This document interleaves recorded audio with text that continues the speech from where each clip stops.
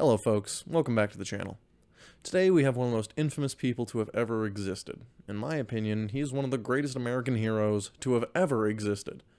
A man who went through every legal channel to try and do the right thing, and when that failed, he did the most badass thing anyone else could ever do. We have one of the most infamous entries in the bad motherfucker canon. Marvin Heemeyer, the man behind the KillDozer. Marvin Heemeyer was born on October 28, 1951 in South Dakota, and he lived in Grand Lake, Colorado, about 16 miles away from his hometown of Granby. According to a neighbor, Heemeyer moved to town more than 10 years before the incident known as the KillDozer Rampage. His friends stated that he had no relatives in the Granby-Grand Lake area.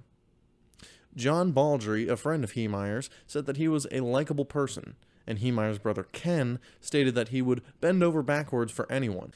Now, in 1992, Heemeyer purchased 2 acres of land from the Resolution Trust Corporation, the federal agency organized to handle the assets of failed savings and loan associations. He bought the land for $42,000 in order to build a muffler shop. He subsequently agreed to sell the land to Cody Duchef to build a concrete batch plant, Mountain Park Concrete, for $250,000. According to Susan Dujoff, Heemeyer changed his mind and increased the price to $375,000, then to a deal worth approximately $1 million. This negotiation happened before the rezoning proposal was heard by the town council. In 2001, Granby's zoning commission and trustees approved the construction of the concrete plant. Heemeyer unsuccessfully appealed this decision and claimed that the construction blocked access to his shop, and he was subsequently fined $2,500 for not having a septic tank on his property. Due to his property essentially being deemed worthless by the zoning committee, he decided to get revenge. And to do this, he built a bulldozer. Heemeyer's bulldozer that he made in order to get revenge on everyone who had ever wronged him was a modified Komatsu D355A, which he referred to as the MK tank in audio recordings. Fitted with makeshift armor plating covering the cabin, engine, and parts of the tracks.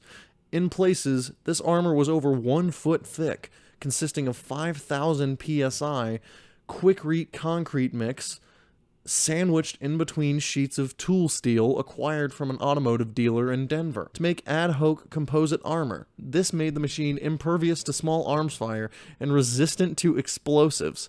3 external explosives and more than 200 rounds of ammunition fired at the bulldozer had no effect on it. And for visibility, the bulldozer was fitted with several video cameras linked to 2 monitors mounted on the vehicle's dashboard. The cameras were protected on the outside by 3-inch shields of clear, bulletproof Lexan. Compressed air nozzles were fitted to blow dust away from the video cameras as well.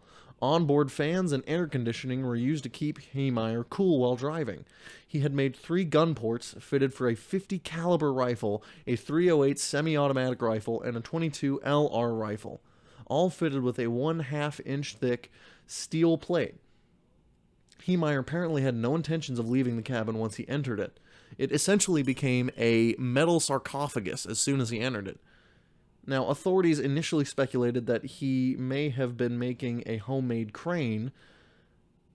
He may have used a homemade crane, which was found in his garage, to lower the armor hull over the dozer and himself.